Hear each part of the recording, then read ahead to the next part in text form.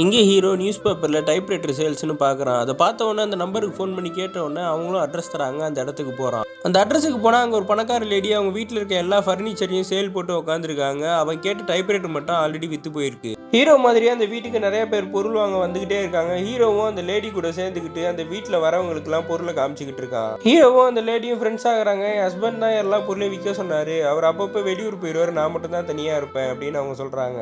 அந்த வீட்லேயே ஒரு டேபிள் ஒன்று இருக்குது, இதை வேணால் நீங்கள் வேலைக்கு எடுத்துக்கோன்னு அந்த லேடி சொன்னோன்னே இது யாருதுன்னு அவன் கேட்குறான். இது என் பொண்ணோடது, அவள் கல்யாணம் ஆகி லண்டனுக்கு போனதுக்கப்புறம் இது இங்கே தனியாக தான் இருக்குன்னு அவங்க சொல்கிறாங்க.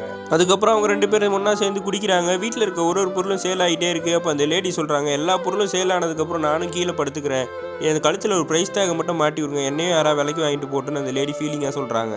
கடைசியாக அந்த லேடியோட ஹஸ்பண்ட் வீட்டுக்கு வரான். வீட்டுக்கு வந்தவன் இந்த பொண்ணை பார்த்து எல்லாத்தையும் வித்துட்டியான்னு கேட்டு கண்ணத்துலேயே ஒரு அறை விடுறான். இப்போ தான் அந்த பொண்ணு சொல்கிறா, இப்போயாவது நான் இந்த வீட்டில் இருக்கேன்னு உனக்கு தெரியுதா அப்படின்னு சொல்லிட்டு பைத்தியம் மாதிரி சிரிக்கிறா.